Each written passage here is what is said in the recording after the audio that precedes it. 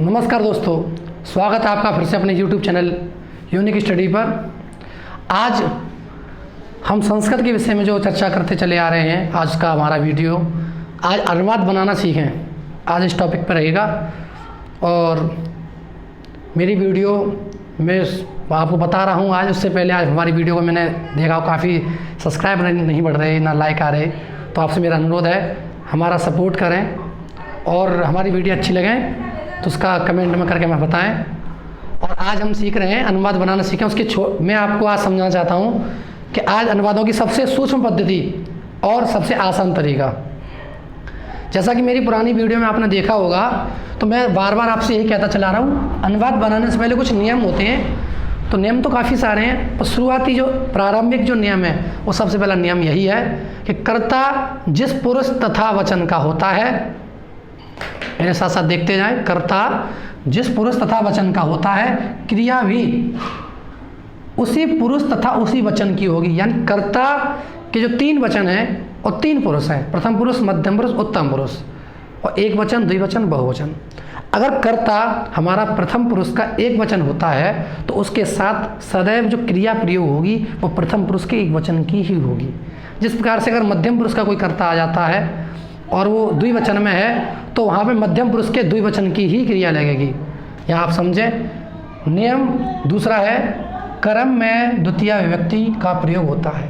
ये आवश्यक नहीं है कि प्रत्येक कर्म में द्वितीय विभक्ति का ही प्रयोग हो, क्योंकि कुछ धातुएं ऐसी होती हैं, द्विकर्मक धातुएं, जहाँ अनुवाद में हमको ज्ञात तो होता है कि कुछ प्रयोग और करना पर वहाँ द्वितीय विभक्ति का प्रयोग होता है, कहीं तृतीय विभक्ति का प्रयोग होता है, जिसका मैं आपको आने वाली वीडियो में आपको समझाऊँगा। मेरी वीडियो आने वाली है कारक और उनका मैं भाग 1 भाग 2 विभक्त करके इसमें आपको समझाऊंगा।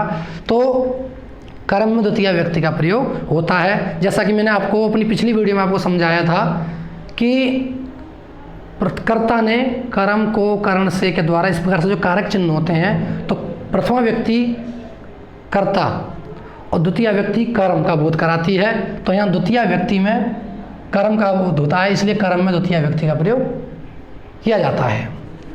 आगे चलते हैं, धातु व क्रियाएं। मेरी जो लट लगा जो आपको मेरी पिछली वीडियो थी उसमें मैंने आपको बार बार समझा रहा था। मैंने आपको पांचों लकार पट धातु के, जो पट धातु, पट माने होता है पढ़ना, धातु होती है क्रियाएं। हमारे द्वारा किया हुआ जो क्रिया है, कला, जो हम जो कार्य करते हैं उसको हिंदी में क्रियाएं कहते हैं और संस्कृत में उन्हीं का नाम धातुओं का प्रयोग किया जाता है।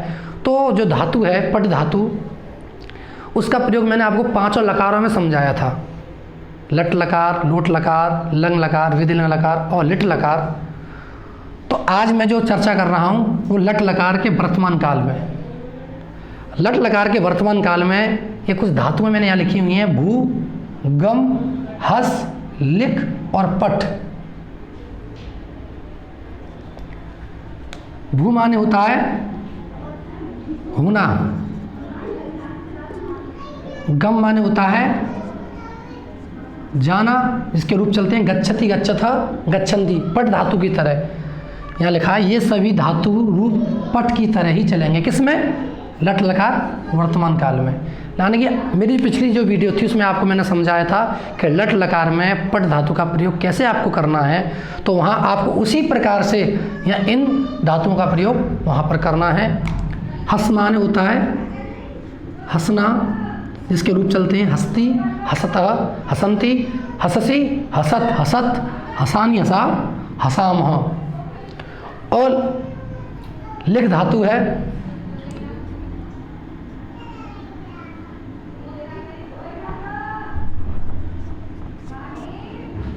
लिख माने होता है लिखना और इसके रूप चलते हैं लिखती, लिखतः, लिखंती, लिखसी, लिखत, लिखत, लिखामी, लिखाव, लिखामह।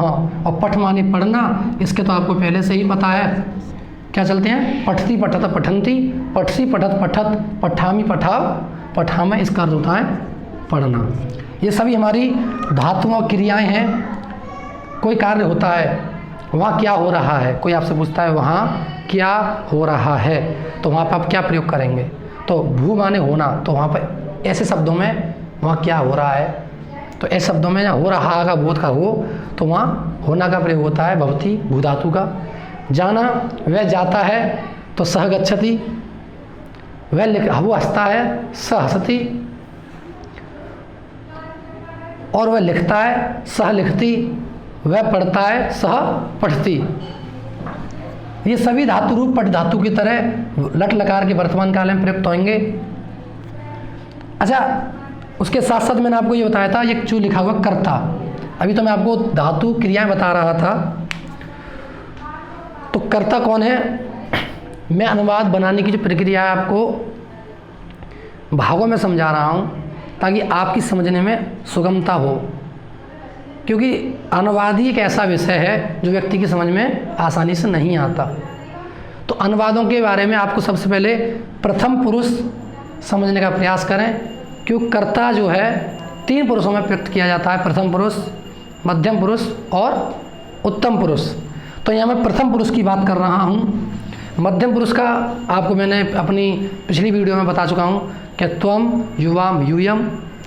उत्तम पुरुष का अहम, आवाम, वयम। तो यहाँ प्रथम पुरुष का सह माने वह, तव माने वे दोनों, ते माने वे सब। आज मैं यहाँ के कुछ उदाहरण भी बताऊँगा आपको। तो ये तो हमारे कर्ता हो गए। तो मैंने आपको जैसे कि पहला जो नियम है कि कर्ता जिस पुरुष तथा वचन का होता है, क्रिया भी उसी पुरुष तथा वचन की होगी। तो यहाँ हमारा प्रथम पुरुष का एक वचन है सह, तो सह का तो अर्थ होता है वह। तो जिस शब्द में वह का प्रयोग हो जाए कि वह जाता है, तो आपको ध्यान रखना है, वह जाता तो वह की संस्कृत सह होती है, तो वहाँ आपको सह प्रयोग करना है। और जाता है तो गम माने जाना, और जाना के रूप चलते हैं गच्छति, गच्छतः, गच्छन्ति, पट धातु की तरह। तो गम धातु का गच्छति प्रथम पुरुष का एक वचन बनेगा, लट लकार वर्तमान काल में, तो यहाँ पर आएगा सह गच्छति। उसका भी आपको यहाँ उदाहरण दूंगा। और ये शब्द रूप पुल्लिंग, जो इसको पुरुष समझने का प्रयास न करें, इसका अर्थ होता है पुल्लिंग। पुल्लिंग यानी कि जिस शब्द से पुरुषत्व का बोध हो उसको पुल्लिंग कहते हैं। तो राम, बालक, विद्यालय, ग्राम, नृप माने राजा, ईश्वर माने ईश्वर। ये सभी शब्द जो हैं अकारांत पुल्लिंग है, ये सभी राम की तरह ही चलेंगे। मेरी पिछली वीडियो में आपको मैंने समझाया था, रामः रामू रामः, रामम रामू रामान, रामेण रामाभ्याम रामई, रामाय रामाभ्याम रामेभ्य, रामात् रामाभ्याम रामेभ्य, रामस्य रामयो रामाणाम, रामे रामयो रामेशु, हे राम हे रामो हे रामा। तो ये जो शब्द हैं राम की तरह ही चलेंगे। बालक, बालकौ बालकाः, बालकम बालकु बालकान्, विद्यालय, विद्यालयौ विद्यालयाः, विद्यालयम विद्यालयौ विद्यालयान्। ग्राम के ग्रामः ग्रामो ग्रामाः, ग्रामम ग्रामो ग्रामान्। नृप के नृप नृपौ नृपाः, नृपम नृपौ नृपान्। ईश्वर ईश्वरौ ईश्वराः, ईश्वरम ईश्वरौ ईश्वरान। तो ये राम की तरह ही चलेंगे। तो ये आप इस पूरे सब्जेक्ट को आप अगर आपकी समझ में आ रहा तो बहुत आसानी रहेगी। मेरी आपसे बारंबार यही अनुरोध है कि आप इसका एक स्क्रीनशॉट ले लें। ये आपके लिए बहुत कारगर साबित होगा और समझने का प्रयास करें। ये आपको बहुत संक्षिप्त और सूक्ष्म पद्धति मैंने आपको समझाया है, और आगे मैं आपको भी इसके बारे में उदाहरण बताऊँगा। देखो मित्रों, सफलता कभी एक दिन में नहीं मिलती है। किसी भी सब्जेक्ट विषय को आप सीखते हो, उस विषय का व्याकरण आपको आना बहुत आवश्यक है। आप हिंदी सीखना चाहते हो तो अब बच्चा कोई छोटा होता है, क्लास में जाता है, सबसे पहले हिंदी की उसको वर्णमालाएं, उसकी जो व्याकरण है वो सिखाई जाती है। जैसे कि हमारे चैनल पर शुभम सर हैं, वो आपको इंग्लिश की जो क्लास देते हैं, वो भी आपको इंग्लिश की जो ग्रामर है वो आपको समझाने का प्रयास कर रहे हैं। और जो मैथ वाले सर हैं वो भी मैथ की जो क्या है संख्या पद्धति, वर्गीकरण, घातांक, और ये प्लस माइनस परमेय संख्या, ये सब ये जो गणित की भाषा में उसको आप व्याकरण ही कह सकते हैं। तो आप किसी भी, मैं ये नहीं कहता हूँ कि आप संस्कृत से संबंधित, आप किसी भी भाषा को, नवीन शिक्षा को आप सीखने का प्रयास करेंगे तो उस शिक्षा का जो नियम है, उसकी जो व्याकरण है वो आपको जानना बहुत आवश्यक है। उसी प्रकार से ये संस्कृत की जो व्याकरण है वो संस्कृत सीखने से पहले आपको आनी चाहिए। हम यहाँ आपको बार बार यही प्रयास कर रहे हैं कि आपको कम समय में ज़्यादा से ज़्यादा आपको पता चले, क्योंकि जो छोटी कहते ना कि अरे छोटी छोटी चीज़ें जो हैं वो क्या है, पर एक दिन ध्यान रखना, माचिस की तिल्ली की छोटी हुई बुझी हुई चिंगारी भी बड़े से बड़े भूसे के ढेर को आग लगाने के लिए काफ़ी होती है। तो इसलिए कभी ये ना सोचें कि जो इतना बड़ा छोटा कॉन्सेप्ट है ये हमारी समझ में है, हम इसका क्या करेंगे। ध्यान रखना, शिक्षा में आप कभी परीक्षा देने जाते हैं तो 1 नंबर भी आपके लिए बहुत महत्वपूर्ण योगदान रखता है, इसलिए कभी किसी को छोटा ना समझें। तो यहाँ समझें और इसका आप स्क्रीनशॉट ले लीजिए। अगर आपने ले लिया तो मैं इसको यहाँ से हटाता हूँ।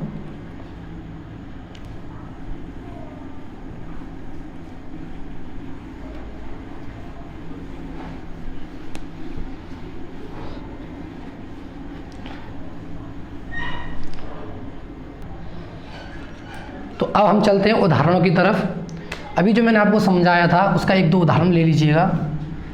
हम लेते हैं, वह गांव को जाता है। अब सबसे पहले हमको यह देखना है कि जो गांव को जाने की वह गांव को जाता है। हमेशा अनुवादों में 3 कार्य होते हैं, कर्ता, क्रिया और कर्म। तो यहाँ पे मैंने जो लिखा है, पर यहाँ अब आगे पीछे है, यहाँ पर कर्म यहाँ आगे है और क्रिया हमारी पीछे है, क्योंकि अब सबसे पहले देखना है कि गांव कौन जा रहा है। वह कहाँ जा रहा है? गांव को। क्या कर रहा है? जा रहा है। तो कर्ता क्रिया के माध्यम से जिस कार्य को संपादित करे उसको कार्य कहते हैं, उसको कर्म कहते हैं। और कर्ता अपने कार्य को करने में जिसका पूर्ण सहयोग ले उसको हम क्रिया कहते हैं। तो यहाँ पे हम इसको बनाएंगे। तो सह जो है हमारा किस पुरुष का कौन सा वचन है? मेरे साथ साथ मेरे कमेंट बॉक्स में बताएं। वह क्या आएगी? सह गांव को, जैसा कि मैंने आपको बताया था राम की तरह का शब्द प्रयुक्त होता है। तो गांव का रूप मैंने बताया था ग्राम, इसके रूप चलाओ ग्राम के, राम की तरह। तो ग्राम, ग्रामो, ग्रामः। द्वितीय व्यक्ति का एक वचन बनता है इसमें, ग्रामम। तो यहाँ क्या आएगा? ग्रामम। जाता है, तो मैंने बोला था कर्ता जिस पुरुष का है, हमारा कर्ता जिस पुरुष तथा जिस वचन का है, क्रिया भी उसी रूप तथा उसी वचन की होगी। तो यहाँ आपको ध्यान रखना है, ये हमारा प्रथम पुरुष का एक वचन है। तो यहाँ क्या आएगा? प्रथम पुरुष का एक वचन क्या आएगा? गच्छति। बहुत इजी है, बस समझने का प्रयास करें आप। जो नियम होते हैं, किसी भी आप शिक्षा को सीखें उसका नियम बहुत आवश्यक होता है। तो एक उदाहरण ये है, एक उदाहरण ले लीजिए आप।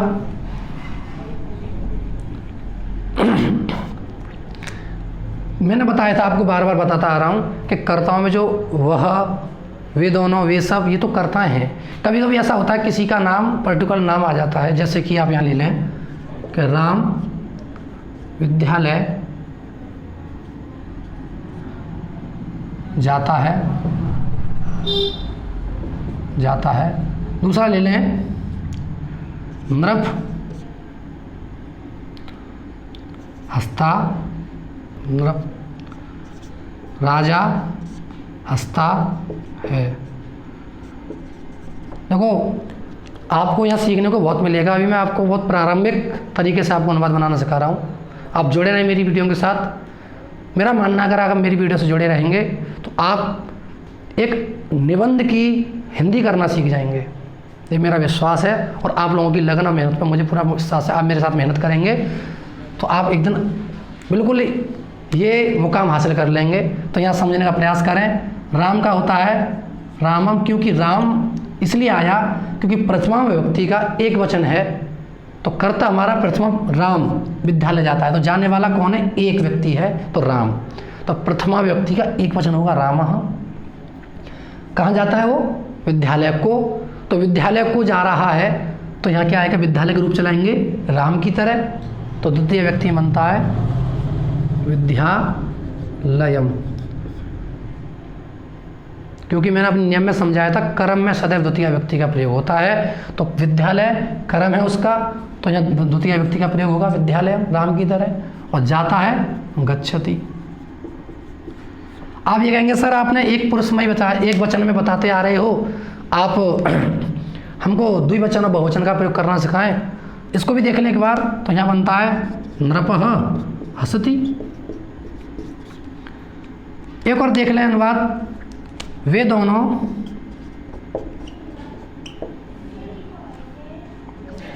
वहाँ हंसते और वहाँ हंसते हैं। वे दोनों वहाँ हंसते हैं, कहते हैं लोग वे दोनों वहाँ हंसते हैं। तो यहाँ वे दोनों की क्या आएगी? तौ। क्यों? क्योंकि वे दोनों प्रथम पुरुष का द्विवचन है। वहाँ की संस्कृत क्या है? ये अवयव होते हैं। तो यहाँ क्या आएगी? तत्र। तत्र माने वहाँ, वो हंसते हैं हसतः, क्योंकि हंसती हसतः हसंती ऐसे इसके रूप चलते हैं। इसका एक दूसरा रूप देख लीजिए। हम ऐसा कर सकते हैं, वे सब यहाँ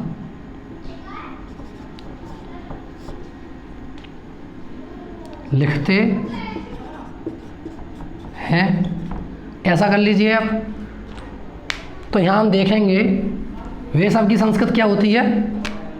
ये प्रथम पुरुष का बहुवचन है। तो यहाँ हम ते माने वे सब, जो मैं आपको बार बार अपने वीडियो में बताता चला रहा हूँ। और अत्र माने यहाँ, और लिखते हैं कि आएगी लिखंती। या इसके मैंने आपको उदाहरण समझाए। आपको मेरी वीडियो अच्छी लगी हो तो लाइक करें, कमेंट करें, और इस वीडियो से संबंधित आपको जो भी सुझाव लेना हो या कुछ भी आपको बताना हो तो कमेंट बॉक्स में ज़रूर बताएं। हमारे YouTube चैनल को सब्सक्राइब करें, लाइक करें, कमेंट करें और बेल आइकन का बटन दबाएं। जय हिंद।